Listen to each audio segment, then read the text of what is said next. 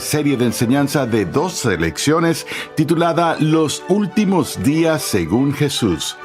En esta serie, R.C. Sproul examina los pasajes relativos al tiempo que aparecen en el Discurso de los Olivos y en el libro de Apocalipsis, demostrando que cuando se entienden correctamente, son en realidad una prueba contundente de la veracidad de las Escrituras. Acompáñame al salón de clases a escuchar una vez más al Dr. R.C. Sproul mientras recurre a las propias palabras de Jesús para aclarar esta crisis en la escatología. En esta sesión vamos a dar inicio a una serie en el campo de la escatología. Sé que para algunos de ustedes este término suena un poco técnico, pero es un término común en teología y la escatología es una subdivisión de la teología sistemática que está particularmente interesada en las últimas cosas o las cosas futuras o lo que llamamos los últimos días, que proviene de la palabra griega para últimos tiempos. Cuando entramos en el asunto de la escatología, entramos en un tema fascinante, pero en el que hay muy poco consenso entre los cristianos. Probablemente hay más desacuerdo sobre asuntos relacionados con la escatología entre los cristianos que entre todas las otras doctrinas que tienden a dividirnos puestas juntas. Es por esto que ha habido una especie de crisis en nuestro tiempo cuando se trata de entender la enseñanza de las Escrituras con respecto a la profecía futura. Necesito alertarlos desde el principio que al sondear algunos de estos temas de escatología de esta serie, voy a tomar una posición sobre la escatología que es un consenso minoritario. De hecho, será un punto de vista sobre la escatología que muchos, si no la mayoría de ustedes que están escuchando esto, estarán escuchándolo por primera vez, tal vez. Incluso puede ser un shock para ustedes escuchar algunas de las posiciones que asumo, porque mi propio pensamiento sobre asuntos escatológicos ha pasado por cambios desde la postura que tuve inicialmente. He atravesado por varias etapas en mi propia comprensión de este tema e incluso con mi postura presente no tengo un dogmatismo feroz, porque eso es algo peligroso con respecto a la escatología, porque el tema en sí es muy difícil. Voy a seguir básicamente la estructura y el patrón del contenido que expuse en este libro titulado Los últimos días según Jesús, subtitulado ¿Cuándo dijo Jesús que regresaría? Entonces, como dije, hay menos consenso en la escatología que quizás en cualquier otro tema de la teología. Y escuchamos repetidamente sobre debates sobre el tiempo y la naturaleza del milenio que se predice en el libro de Apocalipsis, la pregunta de la relación del Israel del Antiguo Testamento con la Iglesia del Nuevo Testamento, asuntos sobre la identidad de esta figura misteriosa que llamamos el Anticristo, preguntas sobre la naturaleza y el tiempo del rapto y la relación entre el regreso de Jesús y el concepto bíblico del rapto. Estos son los tipos de problemas de los que supongo que la mayoría de nosotros somos conscientes. Pero en lo que quiero centrar la atención, no solo hoy, sino a lo largo de esta serie, es en otra crisis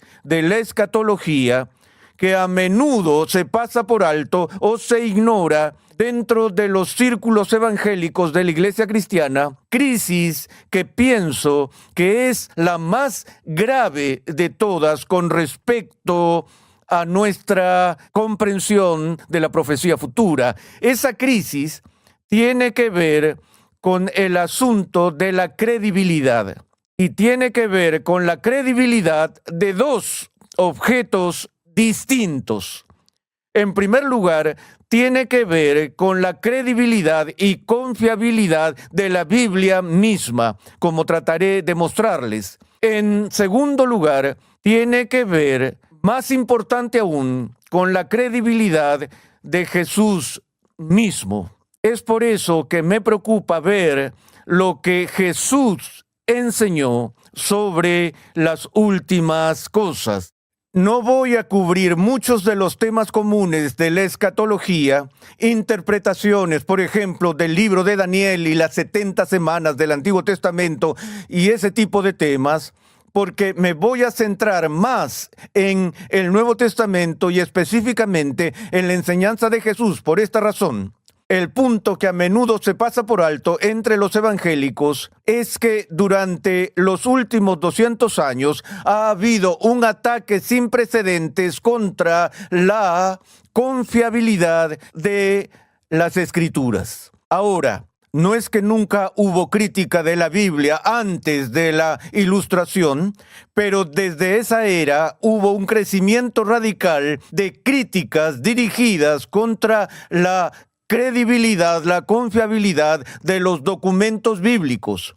Ese ataque no ha venido solo de fuera de la iglesia, sino que en su mayor parte, en el último siglo más o menos, los ataques de la crítica se han dirigido contra la autoridad de la Biblia desde dentro de la iglesia. Hay muchas razones por las cuales la alta crítica dirige su ataque contra la autenticidad de la Sagrada Escritura. Pero el punto central, número uno, de ataque de la alta crítica contra la inspiración y la autoridad de la Biblia se centra por mucho en asuntos relacionados a la escatología. Se ha dicho que 2/3 del contenido del Nuevo Testamento trata con profecías futuras. Si esa profecía es sospechosa con respecto a la crítica, entonces, por supuesto, eso plantea serias preguntas sobre toda nuestra comprensión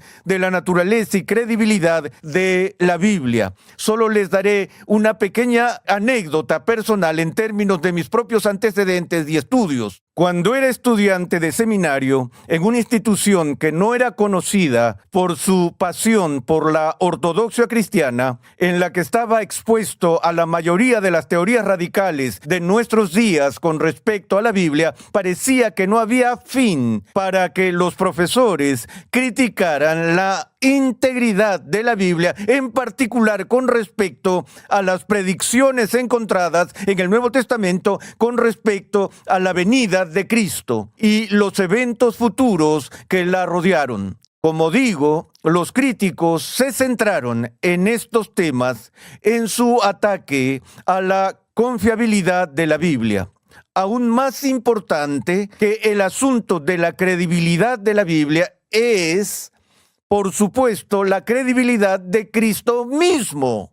E incluso fuera de la iglesia hay quienes, aunque no aceptan la deidad de Cristo, afirmarán que Él fue un gran maestro o que incluso fue un profeta. Pero cuando examinamos las profecías futuras de Jesús, los críticos llegan a ellas y dicen que las profecías que Jesús hizo con respecto al futuro no se cumplieron dentro del marco de tiempo específico que Él dijo que se cumplirían. Si eso es cierto, es decir, si las profecías de Jesús no se cumplen en los plazos en los que Él dijo que se cumplirían, eso estaría, en pocas palabras, reduciendo a Jesús al papel de falso profeta. Así que permítanme hacer una pausa por un segundo aquí y decir que mis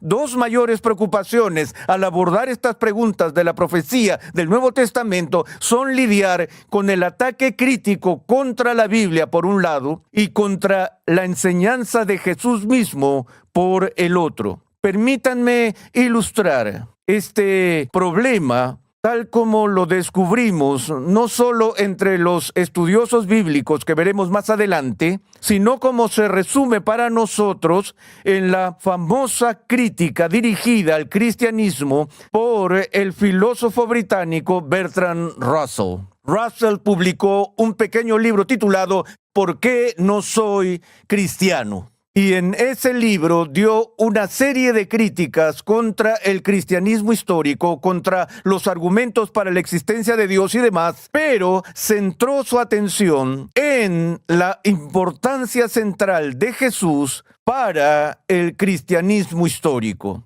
Llegó a este problema diciendo que, en su opinión, la religión en general y el cristianismo en particular son positivamente dañinos.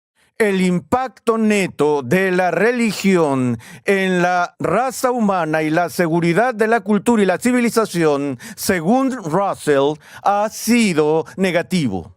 Todas las guerras religiosas y las hostilidades y las peleas y los prejuicios y la caza de brujas y todo eso, que son parte de la mancha de la historia de la iglesia, él pone todo junto en un paquete y dice que la conclusión es que el resultado neto de la religión es dañino. Dijo que cree que era dudoso que alguna vez hubiera un Jesús de Nazaret. Es decir, desde una perspectiva histórica, Russell dudaba si Jesús alguna vez vivió. Ahora, él no está solo en eso, pues hemos visto muchas teorías críticas, particularmente en el siglo XX, en las diversas búsquedas del Jesús histórico, que han planteado preguntas sobre si Jesús es completamente mitológico y una invención de los escritores bíblicos y nunca existió realmente en el espacio y el tiempo. Hemos visto la crítica radical del Seminario de Jesús,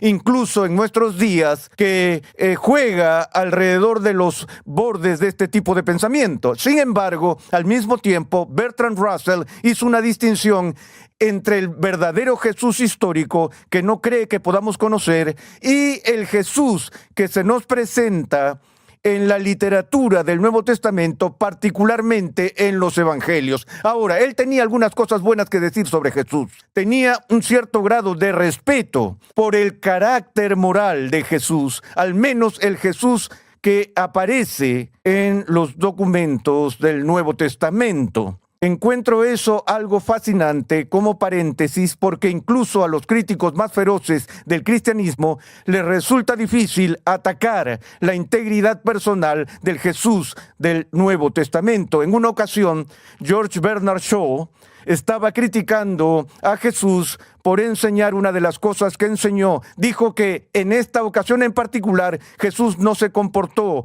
como un cristiano. Pensé que era gracioso que cuando estaba haciendo esta crítica no podía pensar en ningún estándar más alto por el cual juzgar a Jesús que el estándar de Jesús mismo. Pero además de eso, Bertrand Russell dijo que aunque el Cristo de los Evangelios muestra un alto carácter ético y moral, no despliega mucha sabiduría. ¿No es interesante que aquel que ha sido considerado como el mejor maestro que jamás haya pisado la tierra fuera considerado por Bertrand Russell como alguien particularmente poco sabio? Ahora, su pregunta con respecto a la sabiduría de Jesús se centró principalmente en la enseñanza de Jesús sobre el futuro. Permítanme darles una cita de Bertrand Russell, donde Russell dice, le cito una vez más, él, es decir, Jesús,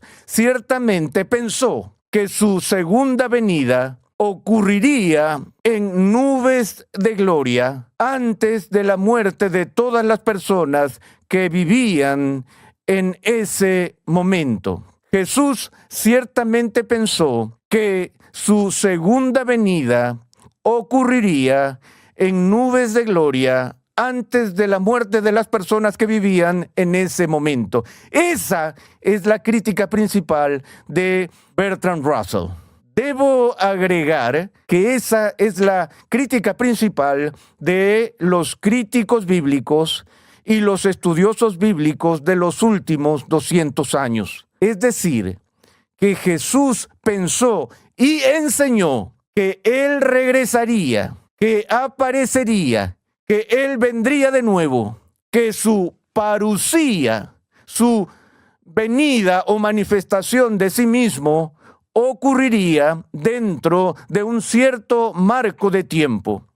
Un marco de tiempo que estaba restringido al primer siglo y al contexto de no más de 40 años desde el momento en que lo predijo. Ahora, los tres textos a los que la mayoría de los estudiosos hacen referencia y todos los cuales fueron referidos por Bertrand Russell en su crítica del Nuevo Testamento en este punto son estos. En primer lugar, la declaración que Jesús hizo a sus discípulos en Mateo 10:23. No terminarán de recorrer las ciudades de Israel antes que venga el Hijo del Hombre. Aquí Jesús dice que ellos, es decir, los discípulos, no terminarían su alcance misionero más allá de la esfera de todas las ciudades de Israel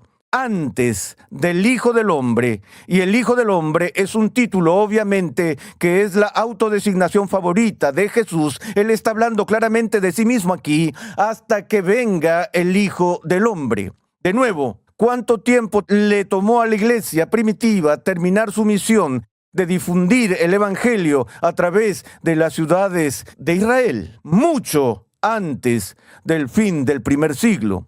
Ciertamente esa misión no se demoró hasta el día de hoy para ser completada. Aquí hay un marco de tiempo que Jesús da. No recorrerás todas las ciudades de Israel hasta que venga el Hijo del Hombre. Ahora, segundo, hay algunos de los que están aquí que no probarán la muerte hasta que vean al Hijo del Hombre venir en su reino.